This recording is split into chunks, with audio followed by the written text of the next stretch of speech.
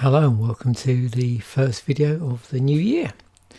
So we're now in 2022 and it's been interesting for me because although it wouldn't necessarily be apparent because of the release schedule on the channel and the fact that I've been putting out videos every week, at the end of 2021 I actually took a couple of weeks off and didn't do any videos, but I built up like a number of videos to release in the release slot ahead of schedule, and so I've given the illusion that I've been recording and recording videos for the last couple of weeks, when in fact I've been taking a bit of downtime from this, and it's actually really nice to get back into doing this. I was really looking forward to getting into Ravnica City of Guilds.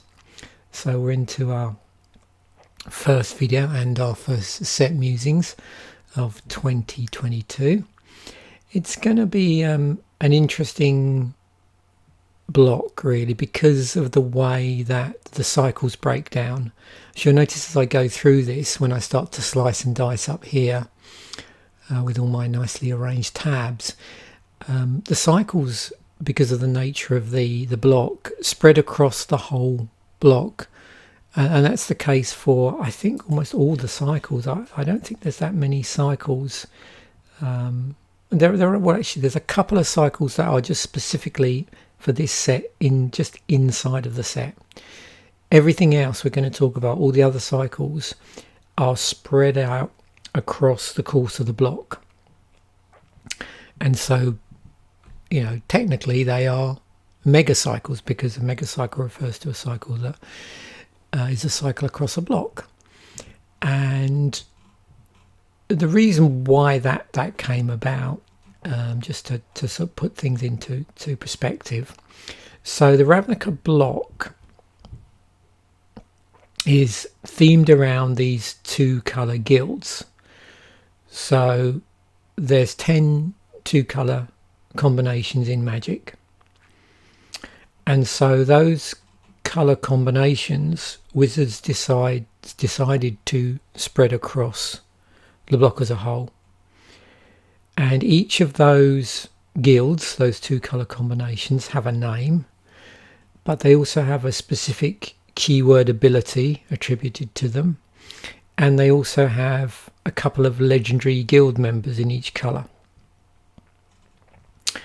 And so the way they broke this down, when you've got 10 divided into 3, is we had 4 guilds in the first set of the block, and then 3 in the next set, which would have been a smaller set, I believe. Oh, we'll find out that when we come to the video. And then the third set of the block, which also had 3 guilds in it.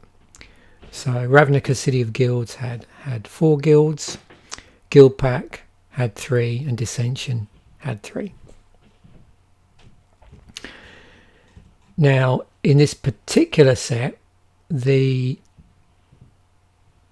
keywords abilities to look out for are Convoke, Dredge, Radiance, and Transmute. As I mentioned, there's 4 of them. There's 306 cards in the set as a whole, so that's 110 commons, 88 uncommons, 88 rares, and because it's the first set of the block, we've got 20 basic lands in here. And again, it's going to be interesting as we move through the rest of the block what happens with the basic land artwork and how they deal with that. So yeah, I'm looking forward to all of these things as we muse through these sets in the block, like bubbling up, and we go, oh yeah, that's right, I remember for that particular set that's how they handled that, when you've got your two colour combinations, your guilds spread out across the block as a whole. Themes and mechanics, so these are general things that you're going to be probably looking out for, not only in this set but the block as a whole. Is the guild system, which I've already mentioned.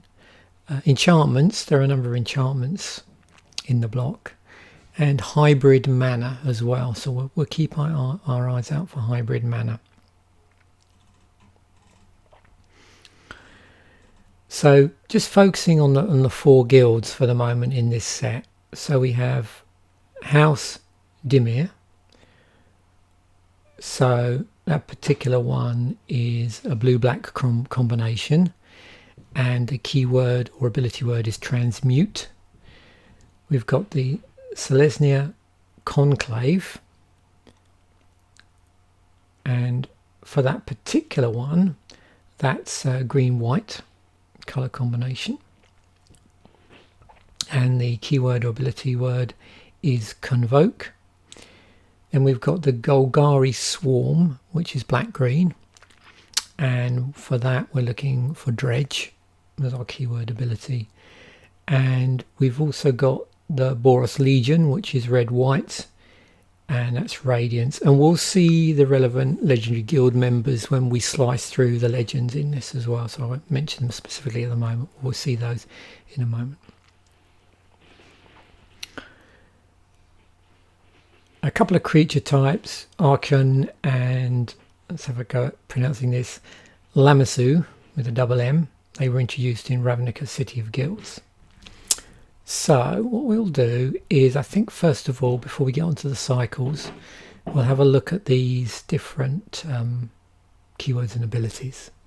But actually, before we even do that, let's do the customary scroll through of the 306 cards and just get a feel for the look of the artwork, the look of the frames, and start to just get a bit of a feel. So you can see here we've got some quite high casting cost cards, and you can see as well, I don't know how well you can see this. Can you see this watermark here? So this sort of helps you a little bit. Now with some it's easy to spot. So, you know, we have a white card here with a red activation cost and a bit of a giveaway. We've got Boros in the name. So clearly this is a Boros card. Other things you'll notice is that some mono-coloured cards may have the guild watermark on them. So you can see in this one here, we have a guild watermark, and we have the Seleznia Conclave Guild watermark there. And you'll see a lot more of these. Some don't at all. And again, these are just useful pointers, because you can imagine how complicated this can get in terms of the way the guilds break down. I found this particularly useful, actually, when you're drafting this. And although I never drafted this set in paper, I did get to draft it online on MTGO when they did that. Well, I think it was over a couple of years, almost probably, at least 1 year of all the modern sets right up to date.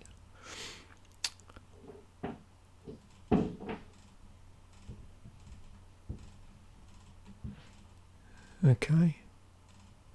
If you hear the odd noise while I'm recording, that's other family members. Everybody's at home at the moment because today is still a holiday in Canada. And also I'm using my new one of my Christmas presents. I got a nice proper mic stand, you know, one of those extendable ones, the arm, and it holds it nicely in position, and I'm not balancing my Yeti mic on a couple of Magic the Gathering toolkit boxes, which is always good.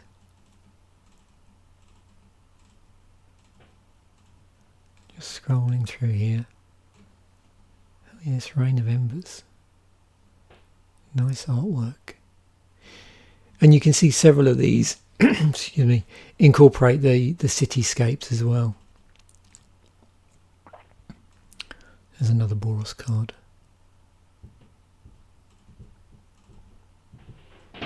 Oh, I forgot. Yeah, Birds of Paradise was in here.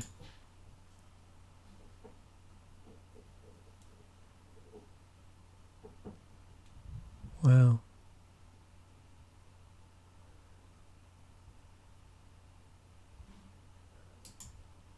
That's been kicking around for quite a while as well. So yeah, they reprinted that for the set. Civic Wayfinder, Farsi. You'll see a lot of classic cards here. Golgari Grave Troll.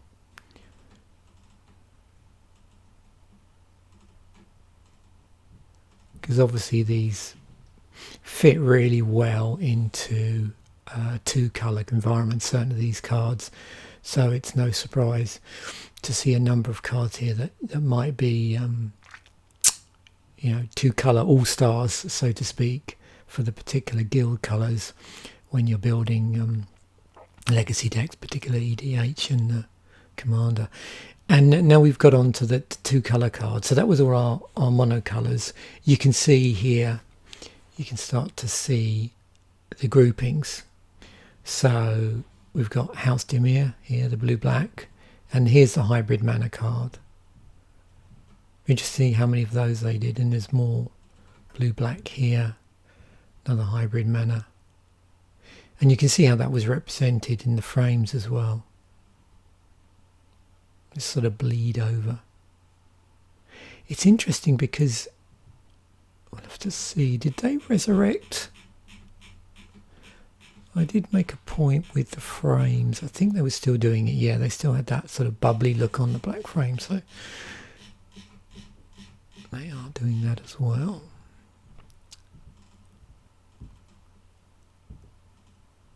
You can see quite a number of Dimir cards here. Very high. Look at that. That's so now we're on to Seleznia. 10, 3 green and 2 white with Convoke on it. And we'll look at Convoke in a moment. You can see here, each creature you tap while playing the spell reduces the cost by 1 or by 1 mana of that creature's colour. And you get a 9/14. There's another hybrid. And there's just reminder text. Green-white can be played with either green or white. Locks it in here, Hierarch.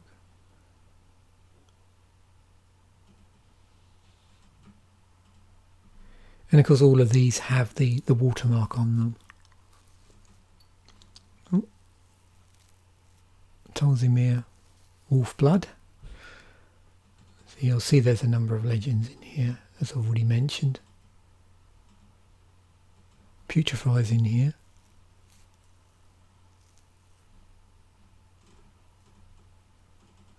And then onto the Boros cards. Love the artwork in this set. Does that feel like there's slightly less? Yeah, difficult to tell when you're just scrolling through actually.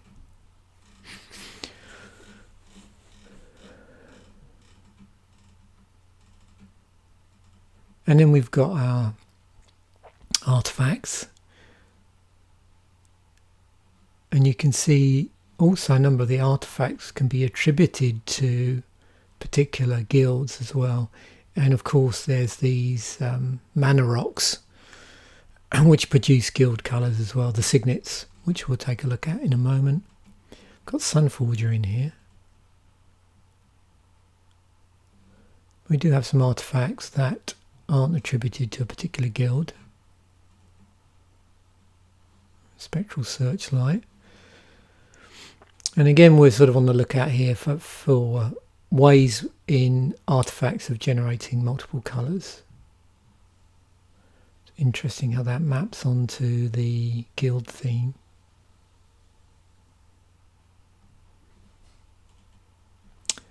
And look, here's our land artwork. So 4 of each of the colours of mana.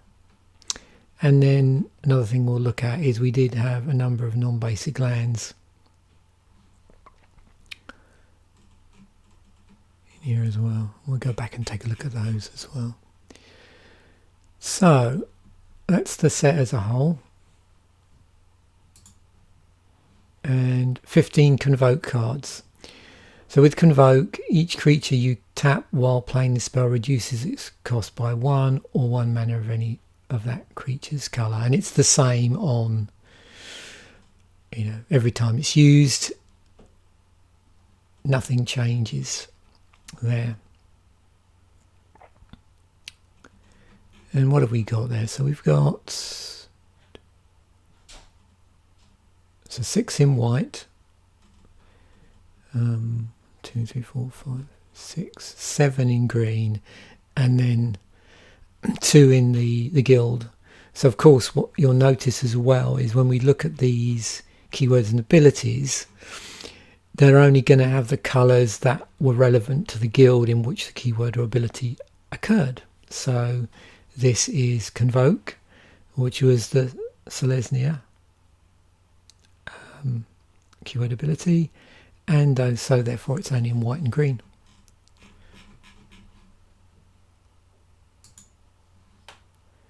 We've got Dredge, so that was Golgari, so we're only going to see black and green here. So we got with Dredge. So yeah, this is a fun ability. In fact, on this one they ran out of room, so they couldn't have the reminder text. Let's look at one with a reminder text here.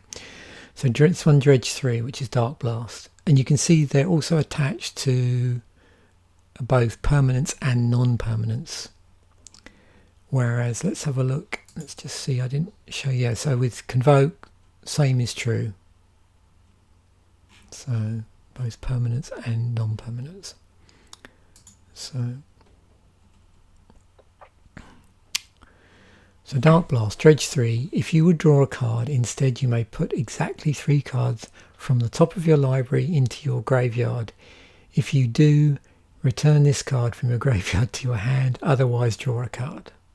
So just to say that again, if you would draw a card, instead you may put exactly 3 cards from the top of your library into your graveyard. If you do, return this card from your graveyard to your hand, otherwise draw a card. So obviously this is an ability that is activated from the graveyard.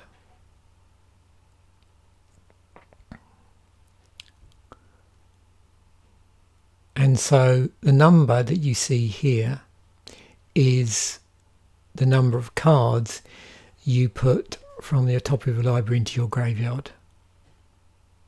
So in effect you're milling, so with Dredge 4 you're milling 4 cards. But obviously the context is different from just a straight mill. And things can get pretty crazy. If you've ever played a deck with a Dredge theme in it, yeah, I think I've got an EDH deck.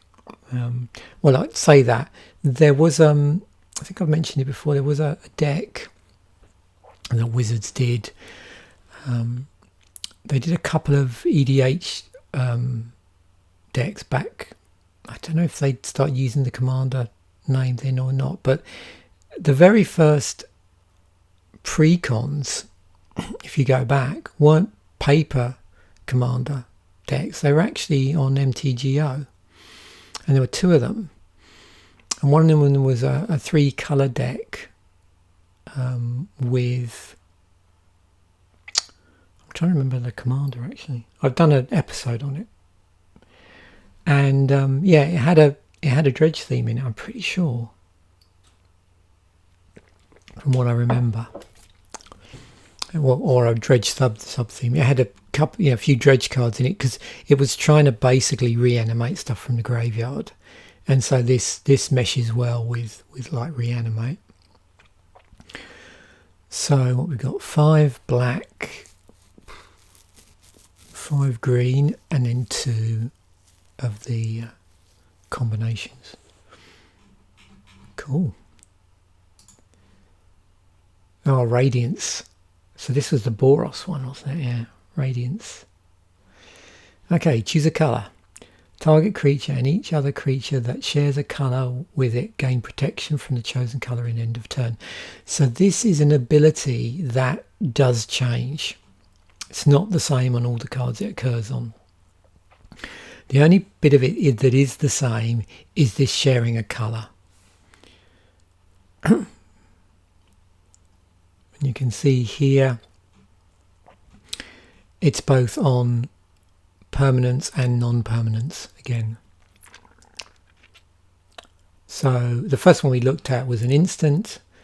So let's look at it where it's stapled to a creature. So this one here, Reject Apothecary.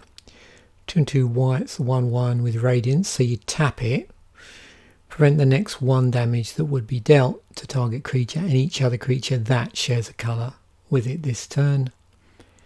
And I'm just looking to see, it looks like every time it's on a creature you do have to tap the creature to activate that Radiance. And of course when it's on a non-permanent spell like an instant or a sorcery, it's just part of the spell, if you like, when you cast it. So white, red, Boros, 4 white, 4 red, and 2 of 2 in the Boros colours. And then our 4th guild specific keyword or ability is Transmute. So with this, it looks like Transmute. Oh, that's interesting how that plays out in the colour combinations. So Transmute always equates to 3 CMC, like 3 cost of mana, but it breaks down based on the colour identity of the card it's attached to. So with these ones in blue, it's always a single colourless, or sorry, yeah, what am I saying? Not single colourless, single colour of any mana, and then 2 blue. You can see that on all of the blue ones. In the black ones, single mana of any colour, 2 black, and then on the multicolours, on the specific Dimir Guild 2 colour cards, you've got 1 mana of any colour, and then blue black, the Dimir colours. There's actually 3 of those in. Where we've seen, I think, what, 2 in all the others. So 5 blue and then 4 black. So let's have a look at Transmute. So 1, 2 blue, discard this card, search your library for a card with the same converted mana cost as this card, reveal it, put it into your hand, then shuffle your library, play only as a sorcery.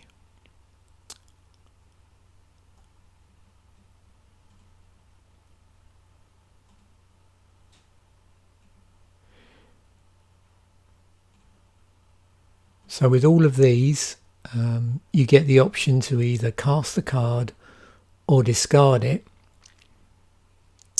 for its transmute cost, and then search out something which has the same converted mana cost as the card.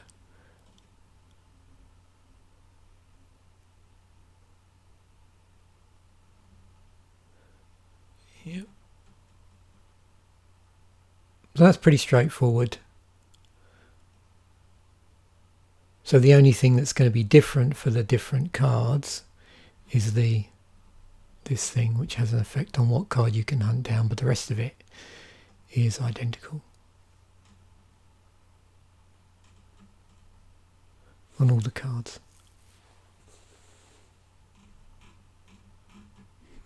Does what it says.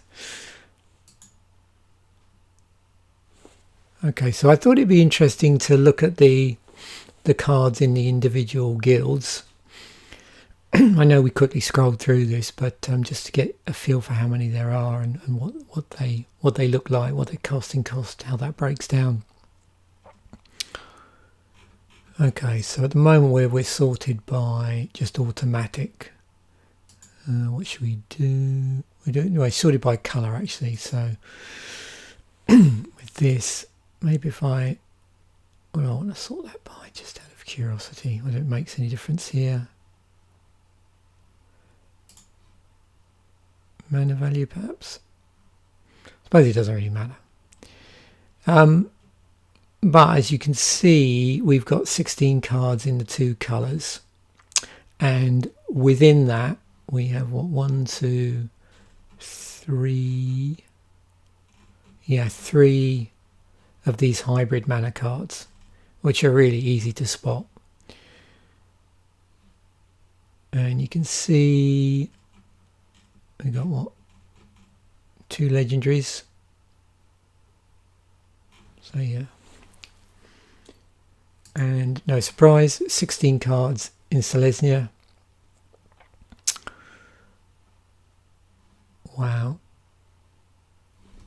Actually, let's I didn't really focus in on that. It's probably a useful thing to look at. So it goes from CMC of 2 right up to, what's that, 8? Yeah, 8. 2 to 8 in the CMC.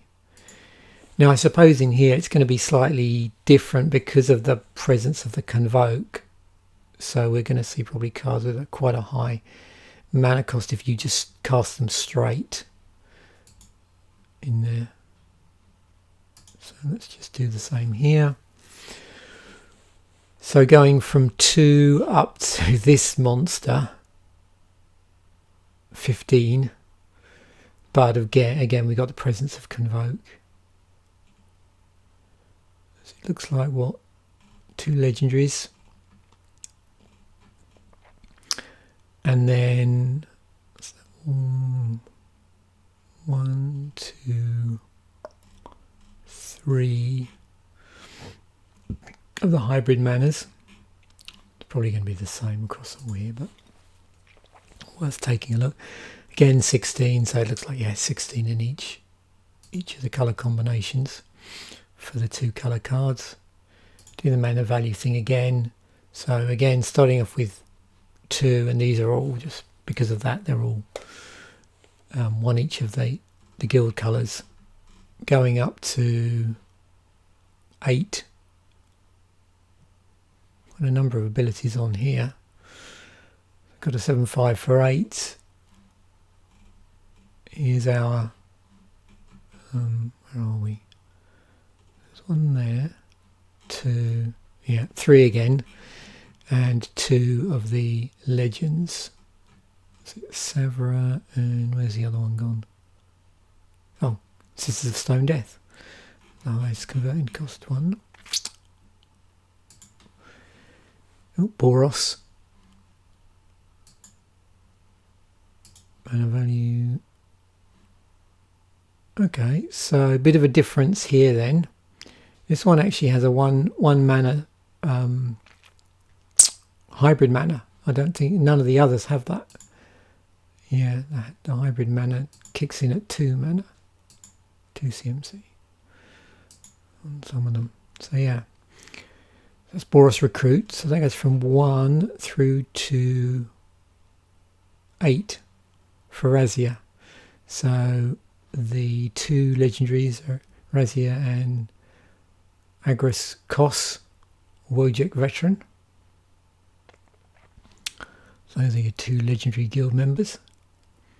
And then if we go down, there's 1, 2, 3. Yeah, so again 3 of the hybrid mana. Okay.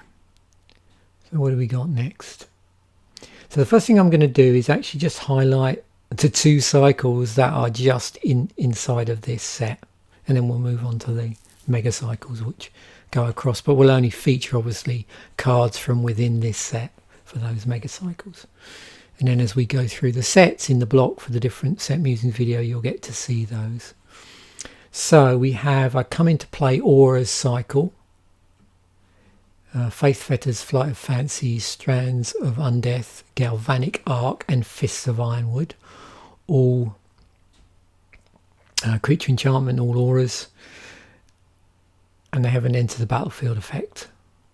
So this one comes into play, you gain 4 life. When this one comes into play, draw 2 cards. When Strands of the Undeath comes into play, target player discards 2 cards.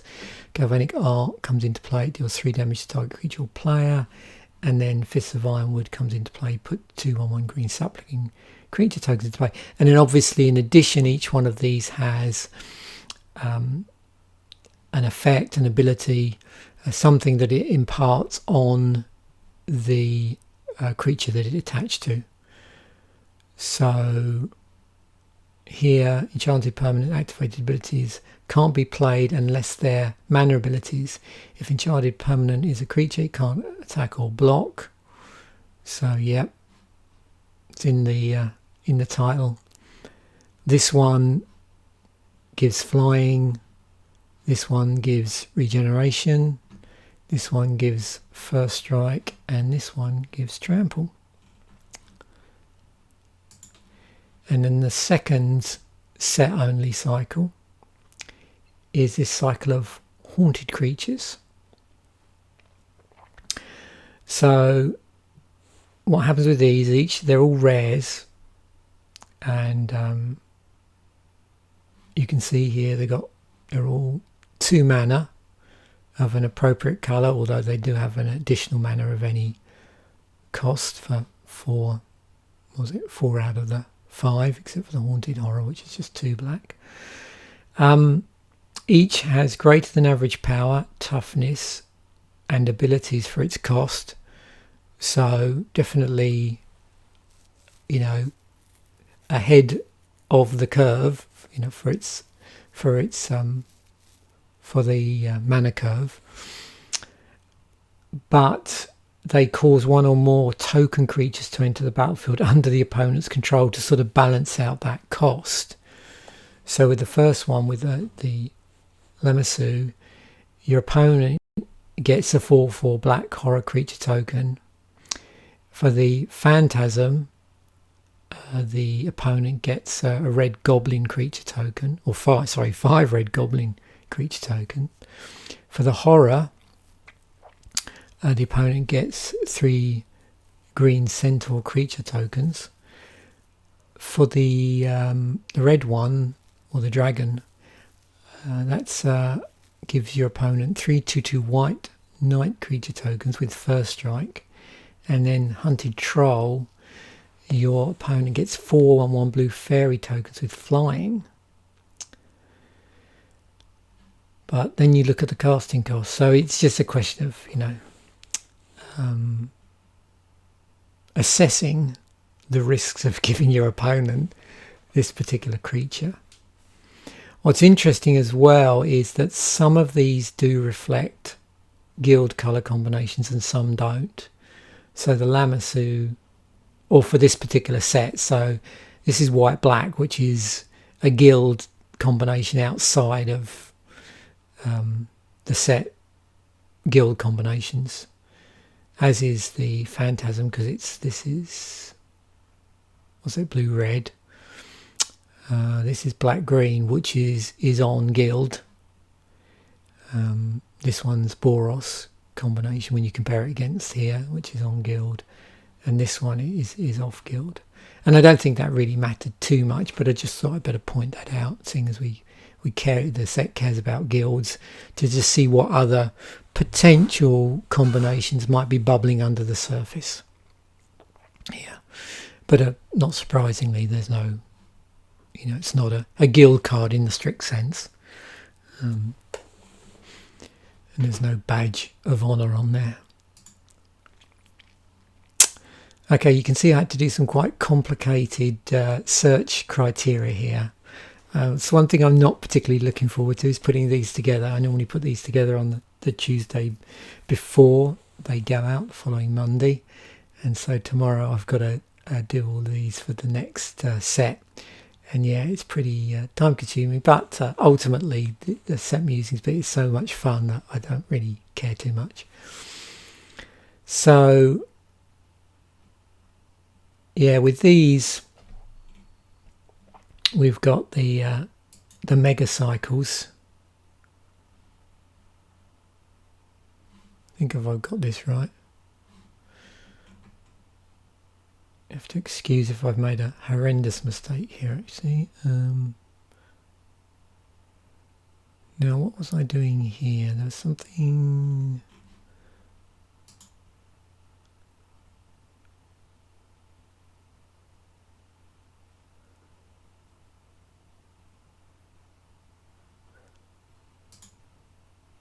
Yeah, I did have a bit of fun here.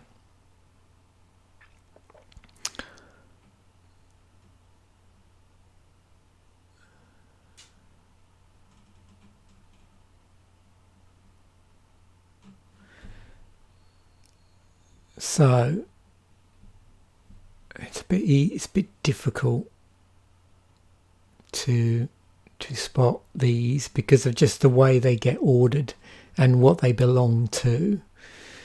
But if you sort of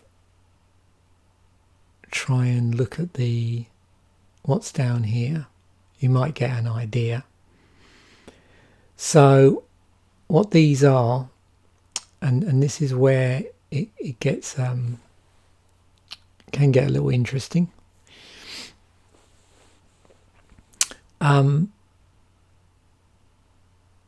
So what these are is that you see the combination here of where you've got they're monocolored permanents, and they have an activation cost of their guild's other activation cost, if that makes sense. So I've said that right.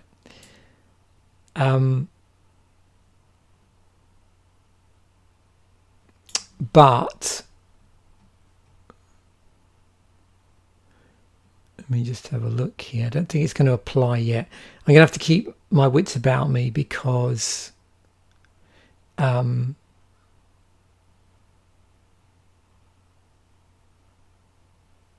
yeah, so here strictly speak that there's not an activation cost, but the second guild color is included in the manner that it generates. So that is the odd one out here, but in terms of the activation cost side of things, but in terms of the guild colors, there, it's all, everyone has an appropriate guild color somewhere in it. So we've got Screeching Griffin, which is that would be Boros. So you got the white red. Voltry of the Conclave, which is the white green. Tatterdrakes, blue black. Mortipede is black green. Roofstalker white is black blue. Odrun Commander is red white. Elves of Deep Shadow green black, and then Transluminant is green white. So you can see basically what they've done here is the reason why there's two in each colour, if you like, is because one of those two cards is one colour from the guild and the other card is the other colour from the guild. So for instance here you can see these are the two Boros cards here. Then you've got the black blue here.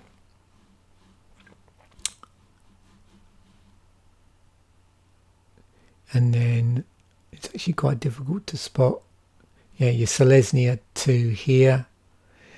And then I'm trying to look and see the guild's watermark here. And then this the green black one here. So yeah.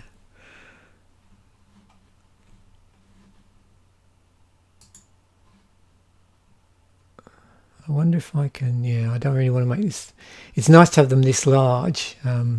I could shrink this down a bit so they would all appear on the screen a bit better, but difficult to know which is better.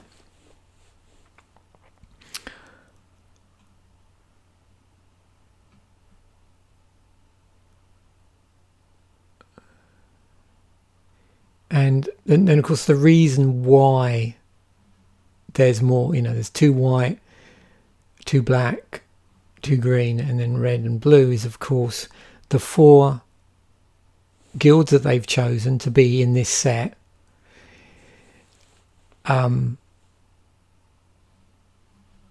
Three, so for the, in terms of the color breakdown,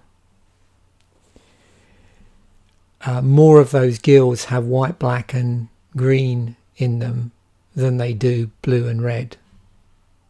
So of course you're going to see a different breakdown in the actual for mono-coloured cards here accordingly. So although all the guilds are represented, when you look at them from the point of view of the monocolour, you see slightly more of another colour than others. So again, we've got the red-white cards here, or white-red and red-white, however way you want to look about it. White-green there. We've got, did I make a mistake here? I did. Oh, no. You can see why I was having real problems with this.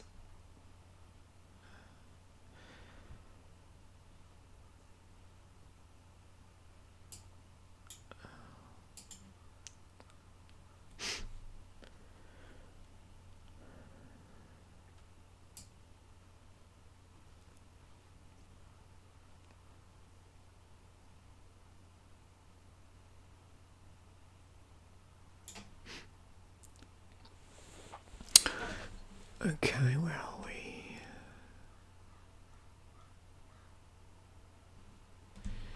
So, with these particular cards, what I was trying to do is, these are, just ignore this for a moment, I made a mistake here actually, which I'll fix in a moment. We'll talk about the card that should be here. So, we've got the Boros one, the Boros Fury Shield. So each of these monocoloured spells does something extra if you use its guild's other colour to pay for its mana cost. And so in Ravnica, these are spells with additional effects. And the thing about this is, where it gets a little confusing, is across the cycle as a whole, because remember I said this is the mega cycle. That additional effect can take other forms. So it's an additional effect in this particular set in Ravnica, but in the other ones it might be like an enter the battlefield ability, or it might be other enter the battlefield abilities. So that's where it's always confusing when you're looking at a set. When it's part of a bigger mega cycle, I find it gets super confusing. So yeah, the Boros one, we've got Boros Fury Shield and Flash Conscription. So just to give you an example of this enhancement: prevent all combat damage that would be dealt by attacking creature or blocking creature this turn. If red was spent to play Boros Fury Shield, it deals damage to that creature's controller equal to the creature's power. And you can see Flash Conscription: untap target creature and gain control of that creature until end of turn. That creature gains haste until end of turn. If white was spent to play Flash Conscription, the creature gains, whenever this creature deals combat damage, you gain that much life until end of turn. So that's the sort of thing I'm talking about. If you move over to the Seleznia cards, so we've got Seed Spark and Dryad's Caress, those two.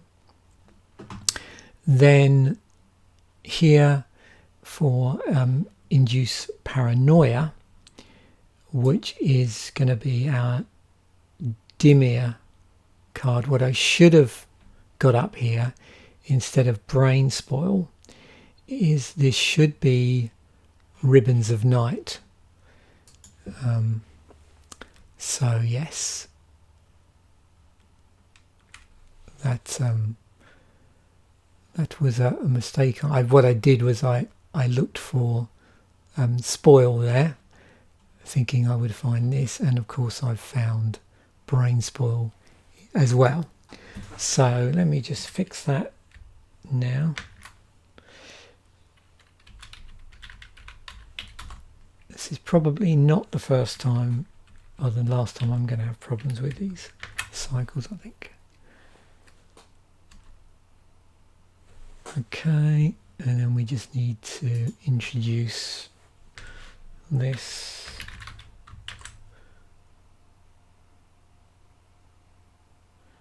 What did I say the other one was?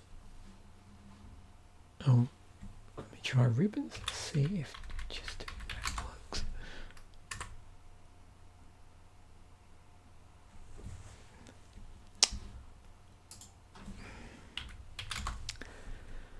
I'll tell you one thing, it's going to be a long episode. Oh, there we go. Ribbons of Night. Now, there we go. That's better. So, induce paranoia and Ribbons of Night. Okay. So, let's move on from that dog's breakfast. So, next thing we're going to look at is common hybrid spells. So, a little bit easier here. We've only got 4 to deal with because they're hybrid. So there's only going to be 1 of each of the hybrid mana for the guilds in this particular mega cycle. So the 4 in the set from the 4 guilds in the set were Lurking Informant, Centaur Safeguard, Gaze of the Gorgon, and Boros Recruit. And with these, they're common spells that has exactly 1 mana in its mana cost. There's a cycle of those.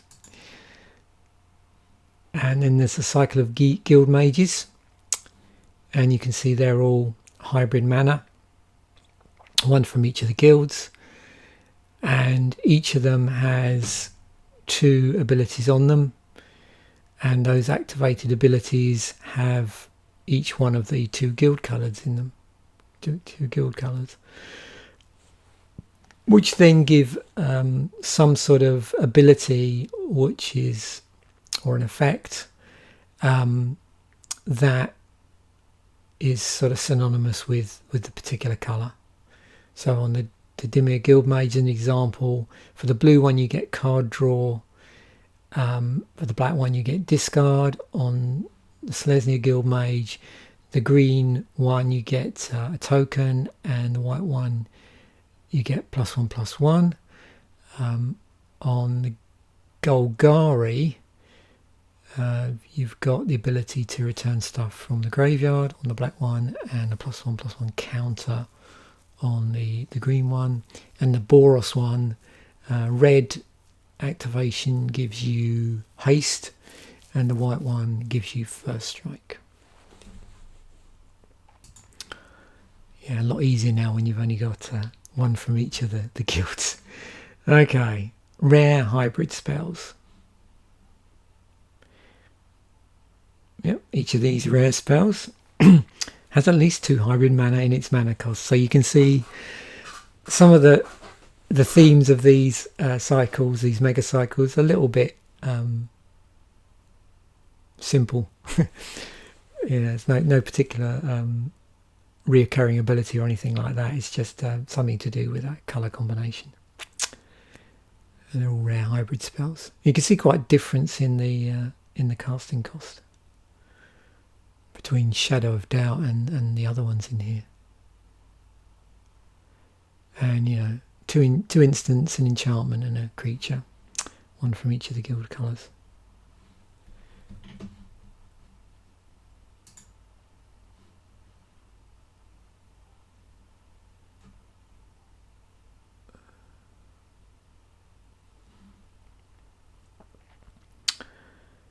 Okay, so common gold keyword cards,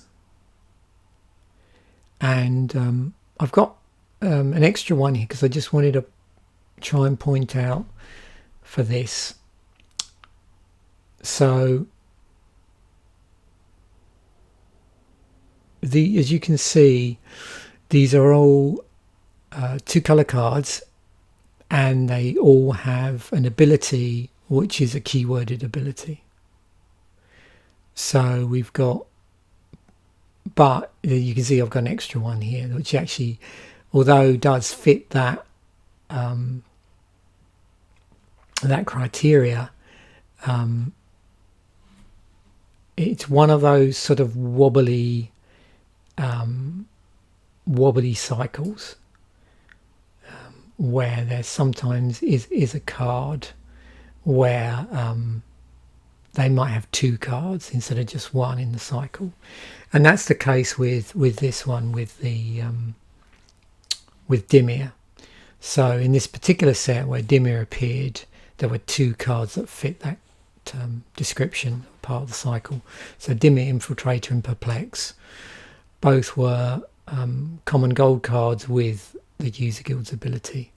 For the other 3 guilds there, it was just 1 of each. So Guardian of Vidugitsu, green white, Ghazi. Why did I say Gitsu? Vidughazi. Convoke, green white, Shambling Shell, the black green one, and of course Dredge, and then Rally the Righteous, Boros, the red white, which is Radiance. When we come on to the later sets, we get on to Gruul, you'll see Gruul also had 2 cards in it as part of the cycle instead of just 1.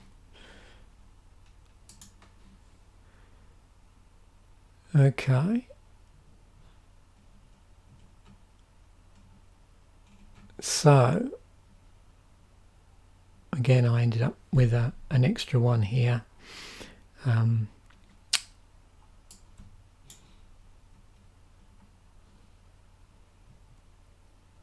Again, because it's a slightly imbalanced cycle.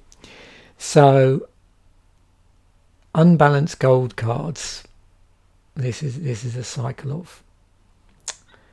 And so what does that actually mean? So each of these cards, let me just scroll up there so you can see it probably a little bit better. So each of these cards are 1 of 2 gold cards for every guild that have 2 of one colour and only 1 of the other, with varying rarity. Except Golgari, which has 3. So you can see here, look, 2 blue and a black, 1 black and 1 blue and 2 black, 2 green and a white, 1 green and 2 white, and so on. So I said there was 3 here, and the same here. So yeah. So again, a number of cycles in here based on nothing more than they have certain patterns in the casting cost. Aha. Guild champions.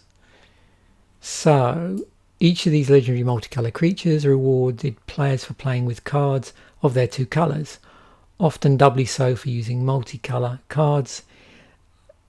I don't have yet, so I'm trying to keep an eye on where certain cards are in here. The 2, there are a couple of cards later on, Hesperian Kraj, which we'll talk about in future sets, where that was slightly different. That reward.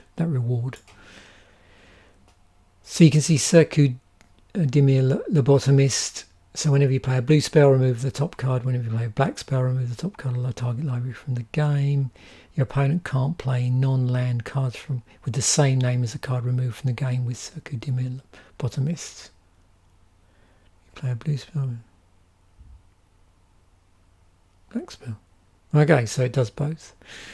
The Talismir Wolfblood green and white creatures get +1/+1. So obviously even better if it's a green white creature.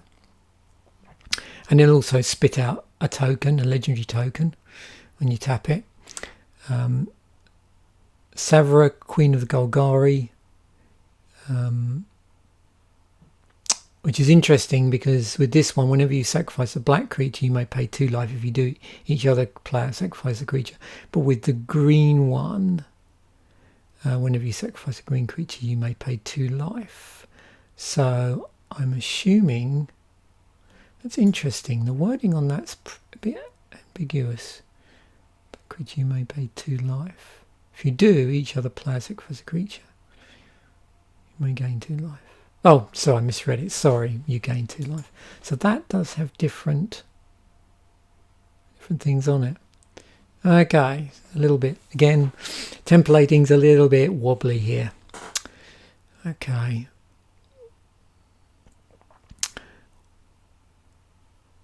Agris Kos Wojek Veteran. Whenever they attack, attacking red creatures get +2/+0, and attacking white creatures get +0/+2.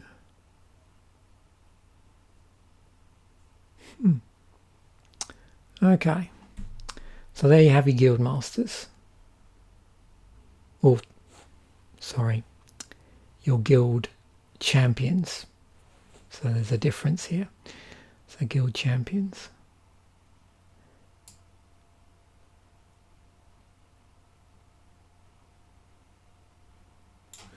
That gives some sort of reward. These are the guild masters. And I think, as I pointed out before, in total, you know, there's two of these 2-color legendaries for each of the guilds, and one set, if you like, one side called the guild champions and one side called the guild masters, and these are guild masters. So legendary multicolored creatures, which cost a certain amount of colorless mana plus 2 mana of each of their respective colors, although I think in other sets that gets a little bit wobbly, and they produce a powerful effect that is thematically tied to their respective colors. So you can see here the blue-black one, it's sort of messing around with counters and mill. The green-white one as an additional cost to play creature spells. You may pay that amount of mana. If you do, that creature comes into play with that many additional +1/+1 counters on it. So yeah, playing around with +1/+1 counters again, but in a different context. Sisters of Stone Death. Target creature blocks Sisters of Stone Death this turn if able. Black, green, remove from the game target creature blocking or blocked by Sisters of Stone Death. 2 and a black, put a creature card removed from the game with Sisters of Stone Death into play under your control. And then Razia Boros Archangel. And I'm also checking, yeah, this one is slightly less casting cost actually. I just noticed that. Has flying, vigilance and haste. Tap, the next 3 damage that would be dealt to target creature you control this turn is dealt to another target creature instead. So yeah, quite a big difference in there in the different effects, but they sort of hark back to the guild colour in some way on their respective colours.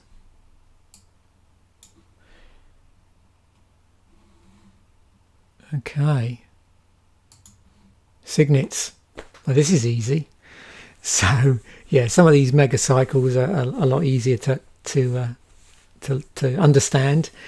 So 2 to cast, and they filter for the guild colour, or filter into the guild colours. So for 1 mana of any colour, you get 2 mana of the guild colours. It's pretty straightforward. So Dimir, Seleznia, Golgari, Boros.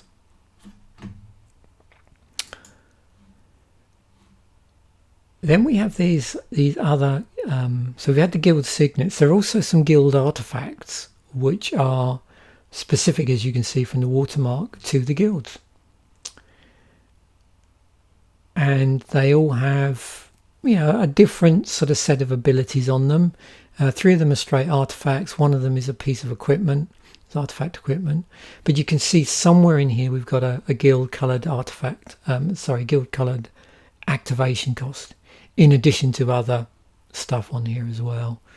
So with the Bloodletter Quill, the additional stuff is this 2 of any colour, tap, put a blood counter on, draw a card, then lose 1 life for each blood counter on Bloodletter Quill.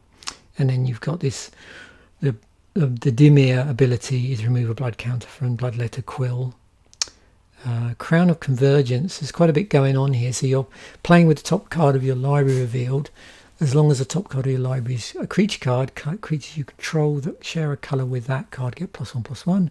And in green-white, put the top card of your library on the bottom of your library. Plague Boiler, 3 to cast. At the beginning upkeep, put a plague counter. So what's these here? We've got 2 of these are playing around with counters. Put a plague count, 1 black, green, put a plague counter on Plague Boiler or remove a plague counter from it. When Plague Boiler has 3 or more plague counters on it, sacrifice it if you do destroy all non-land permanents. So that's quite good. That gives you a bit of control over that plague counter. A quick creature gets +4/+0 for the Sunforger.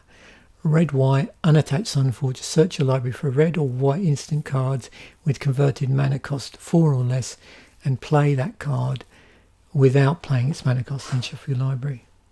So interesting to see as sort of, you could argue like build around artifacts if you wanted to sort of think of it that way. Okay, moving on. So these are our good old bounce lands from the block. So another mega cycle. We've just got 4 here that are relevant to the set. And we have Dimir Aqueduct, Seleznia, Golgari Sanctuary, Seleznia Sanctuary, Golgari Rock Farm, and Boros Garrison. And you can see they all come into play tapped. When they enter the battlefield, you have to return a land you control to its owner's hand. And once they come online, so to speak, you get to tap them for the 2 colours from the guild. And here are I think they're called guild hall. Yeah, guild halls, I believe is how they're referred to. So they're guild themed utility lands. They all generate 1 colourless mana if you just use them for that. But in addition, you can activate them using the appropriate activation cost, which includes the guild colours in there. And they do a variety of different things. The Dustmantle House of Shadow, or House of Shadow Dustmantle.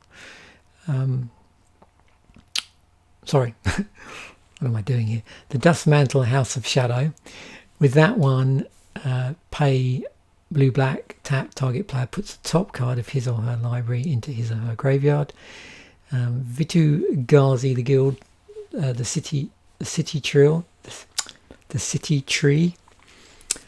2 green white, tap it and put 1/1 green sapling creature token into play. We've got Svogthos, the Restless 2. That would be a good name for a extreme metal band member, actually. Svogthos. 3 black green until end of turn. Svogthos, the Restless 2. Becomes a black and green plant zombie creature with this creature's power and toughness are each equal to the number of creature cards in your graveyard. It's still a land. And we've got Sunhome, Fortress of the Legion. Tap, add 1 to your mana pool. 3 green white, tap. Target creature gains double strike until end of turn. You could have like a 4-piece extreme metal band where each of the band members have these names. Duskmantle on vocals, Vitu Ghazi on guitar, Svogthos on bass, and Sunhome on drums. There we go.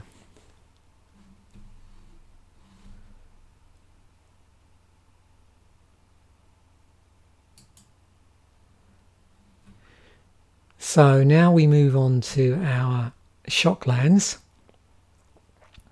So as they come into play, they shock you.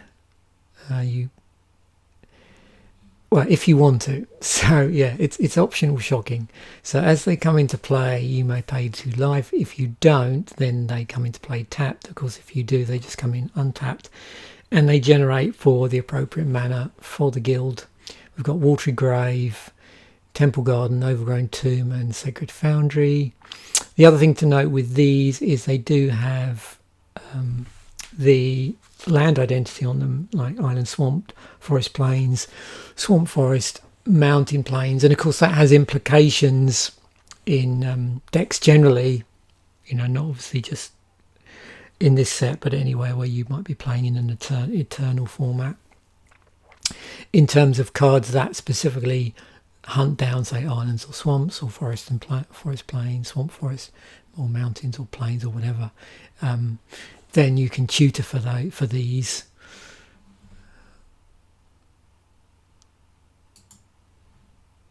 Here are legendaries, which we've seen already, and just to confirm, yes, there are indeed 8, 2 of each from each of the guilds. And just to give you some idea, I'm not going to go through these in any great detail. I might, for the instance, just to see what sort of removal and the sorceries as well. But you can see just here, 149 cards in the set were of a card type creature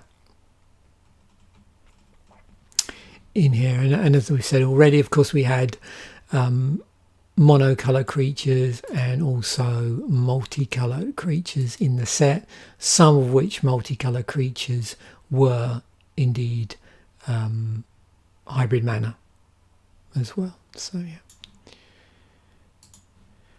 45 instants, and again you can see here we've got the guild keywords abilities coming through on here.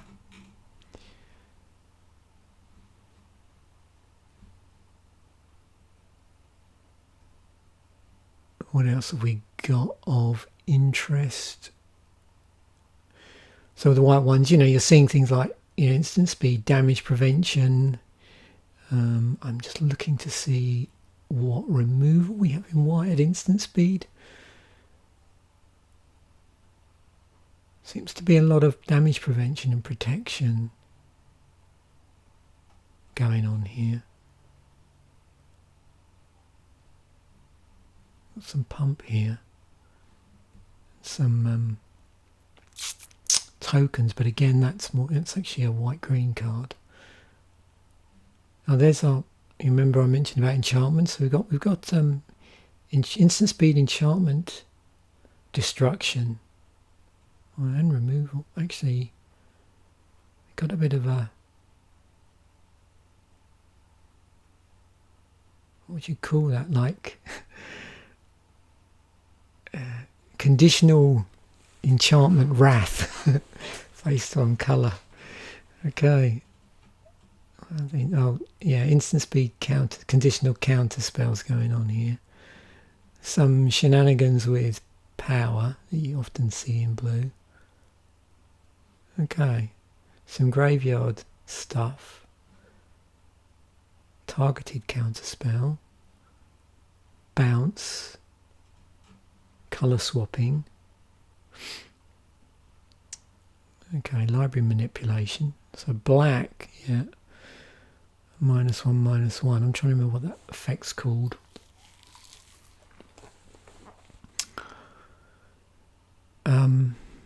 Oh, there's our conditional destruction. Okay, so yeah, we've got scale destruction there. Oh, there's our -3 last gasp. Yeah, I remember that being in the set.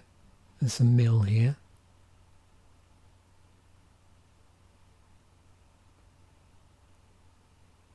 But that's really interesting, yeah. So we've got some carnage graveyard unless you pay 2 life. Okay, so that's a pretty interesting way of combining. You know, looking at the top of your library with a sort of card draw. And again, there's graveyard hate, or hating on specific cards. That's pretty good in a set where you could be doing someone could be doing some dredge stuff.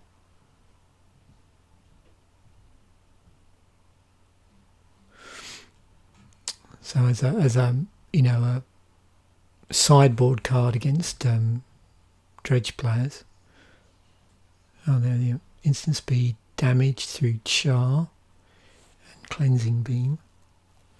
It's conditional, dogpile.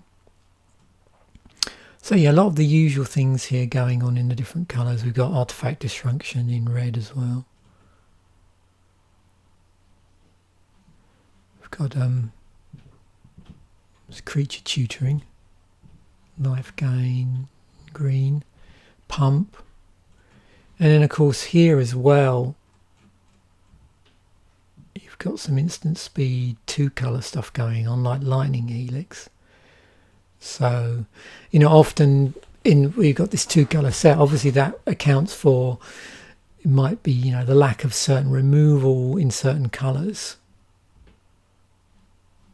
because there is a corresponding removal spell in in the two colours, maybe. What I was looking for in white is the usual one, you know, like destroy target attacking creature or destroy target blocking creature. Oh, here we go. Yeah, Devouring Light actually does remove a target attacking or blocking creature from the game, so I just missed that. Sorcery. So, yeah, no surprise to see sorcery speed, mass removal.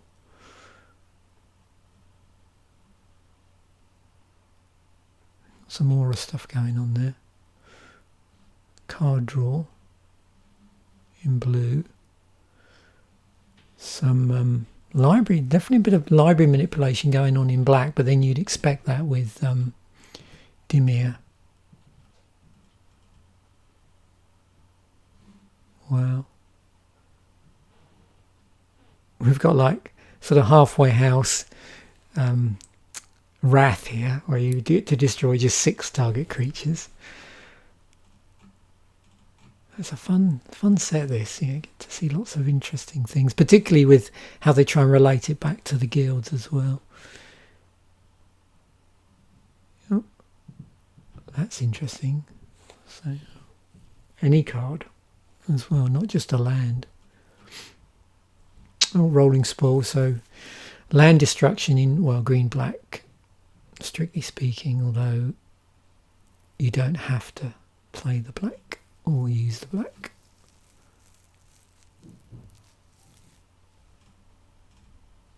It's interesting with these cards because, of course, you could just choose to play this in a mono green deck and just not want to do this.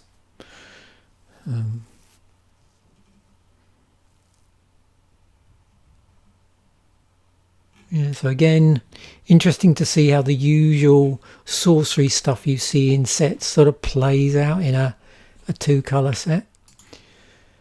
Here's our enchantments. We've got 34 enchantments in the set. And I had mentioned that there was an enchantment theme in here, of which some are, you know, auras are creature enchantments. In fact, there's quite a few here, by the look of things, which seem to be imparting obviously various abilities and other such things onto creatures.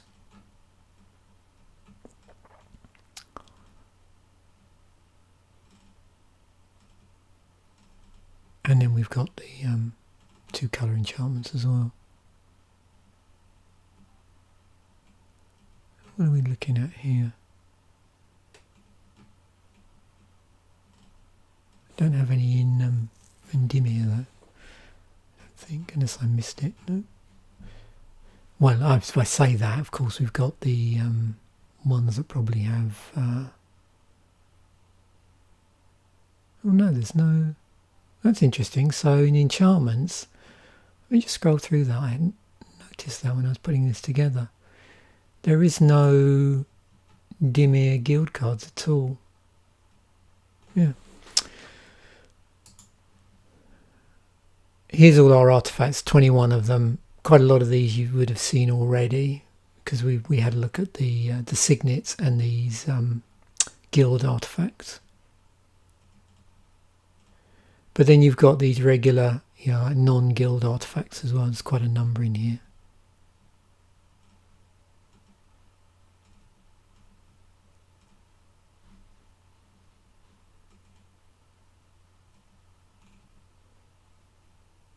Yeah, there seems to be a bit of damage redirection going on in the set. Like a little bit. Some equipment.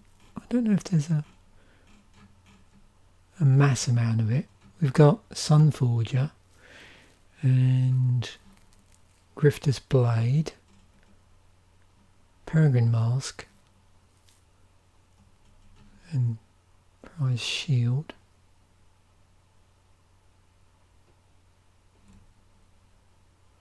Interesting bit of yeah, that's curious. So 1 to cast, 2. Sacrifice the staff user. You get to remove the creature card from the game, but just until end of turn. So it's like this weird, like 1-hit phasing. Although, of course, I'm assuming, yeah, if you cast that on a creature that happened to have stuff attached to it, it would get rid of all that. So that's an interesting little card. Maybe not particularly powerful, but interesting ability. Yeah, so there's our 4 piece of equipment. I thought probably I'd isolated these. That's all of our land. That is non-basic. So I've done these. So basically, it's 12 there. So we've got 4 each of the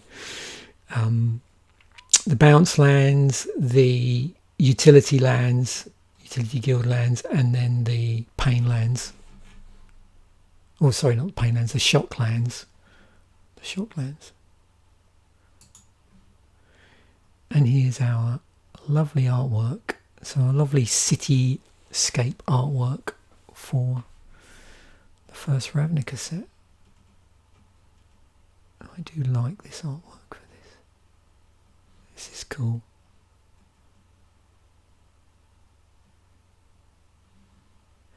And then sometimes you also see echoes of this artwork in other cards in the set as well. I don't know if you've noticed that as I was going through.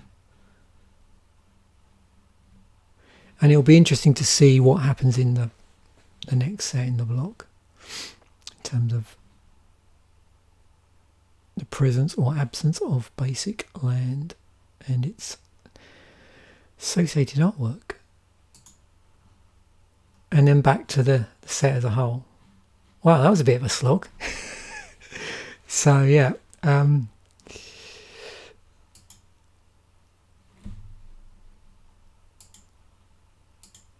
I knew this would be tough actually. It wasn't too bad once we got onto the ones where there's only like 4 cards for each of the guilds. But yeah, it can get a bit confusing where you've got like 2 cards in each guild and you're only looking at a part of the whole cycle. Because again, like I've probably said numerous times now, confusing bit is that the cycles spread across the whole block. So they're actually, all of these ones that we looked at earlier, all of those cycles that we looked at, from this, where was it, this point onwards, everything sort of all the way through to a lot of these until we started looking at this stuff. Here these are all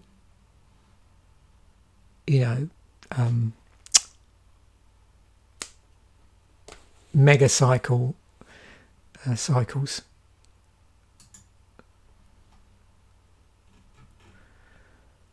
Okay, so we've already scrolled down this once and we've been through all the cycles. We've really sliced and diced this quite considerably. I'm trying to think if there's anything else that really bounces out in this set. I don't know how many griffins there were, and I bring that up because I did come across a really interesting like griffin based commander deck one time, which used I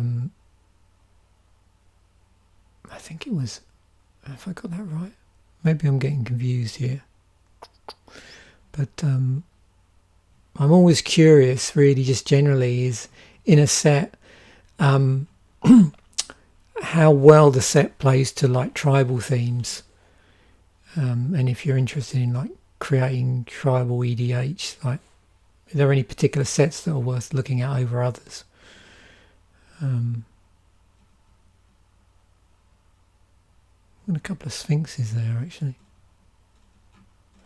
I don't think they did anything too complicated with combinations of creature types like we've seen in recent sets. I think it was fairly straightforward, where if there was, it was just basically 2. Of course, we got Dark Confidant in the set. Things like Helldozer.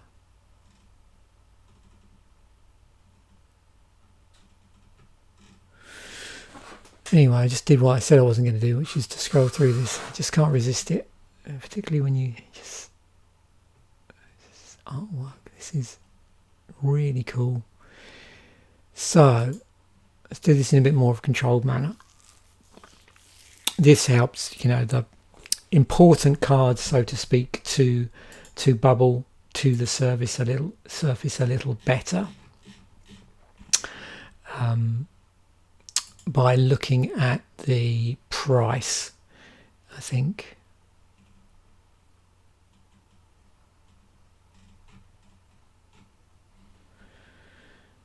Okay, so most expensive card in the set. Let us just switch to full. It's doubling season. Okay, $75. It's been reprinted in sets a few times. The price is pretty much the same for all of those. If an effect would create one or more tokens under your control, it creates twice that many of the tokens instead. If an effect would put one or more counters on a permanent you control, it puts twice that many of those counters on the permanent instead. So yes. Pretty powerful. Cloudstone Curio, interestingly enough, is $51. So what did this do? Whenever a non-artifact permanent enters the battlefield under your control, you return another permanent you control that shares a permanent type with it to its owner's hand. So any of these banned in anything? Not so far. Dark Confidant, $39. At the beginning of your upkeep, reveal that the top card of your library and put that card into your hand. You lose a life equal to its mana value.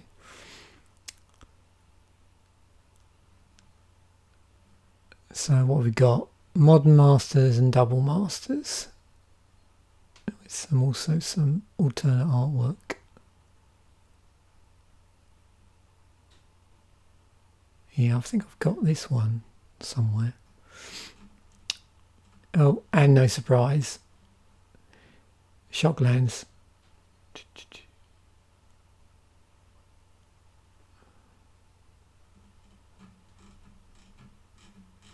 Oh yeah, 3 of the 4. So clocking in, was it 27, 23, 22. Privileged position. Other permanents you control have hexproof. And it's hybrid. It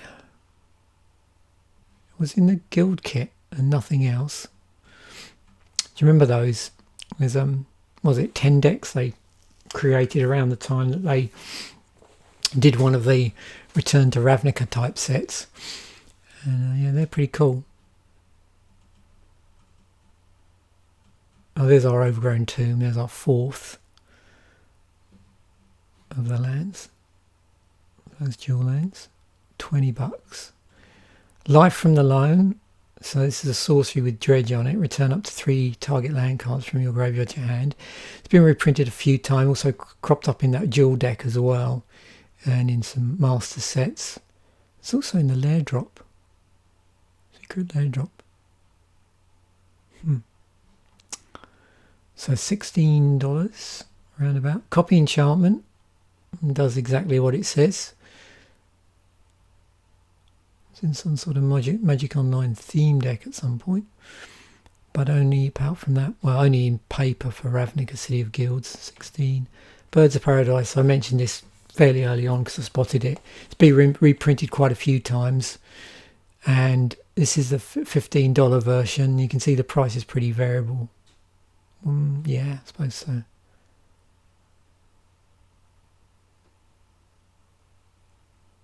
Been in a promo as well. That's a pretty cool promo for Magic 2011. This is my first exposure to it from M10. I think I might have a version from one of the white border core sets as well, possibly. Pretty sure I might have an 8th edition one somewhere. Haunted Horror, 2 black. When it enters the battlefield, target opponent creates. So this is one of this one is Haunted Cycles. Clearly, by the price, I'm assuming the more popular of them. So $14. Glimpse the Unthinkable. So a blue-black mana mill card, but you can target anybody. So not just an opponent yourself, so you can self-mill. So in Iconic Masters again, and in the guild kits, $14. Price Shield, $11. So we're getting down to the $10 threshold here. And then we got Chord of Calling, convoke card, search your library for a creature card with mana value X or less, put it into the battlefield, then shuffle. It's been in Double Masters and Magic 2015 as well. Different artwork, quite different artwork. And there's another Haunted card, but we're well below $10 at this point. So over to how these sort of place in terms of their popularity in the EDH rec ranking. So no surprise to see things like Farseek and the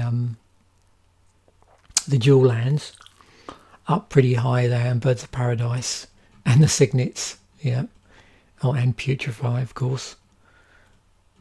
And there's an Elves of Deep Shadow.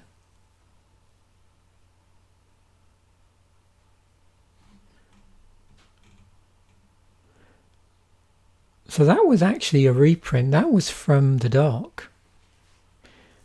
There's a few reprints in here. I mentioned Birds of Paradise. Dark Heart of the Wood was from the Dark. Delves of Deep Shadow. We've got Goblin Spelunkers as a saga, and Smash, which was in Apocalypse, and Snapping Drake was first printed in Portal, and was also in Starter 1999 as well. So yeah, quite a lot of interesting reprints, selective reprints. A couple of colour shifted things as well, Char and Reign of Embers.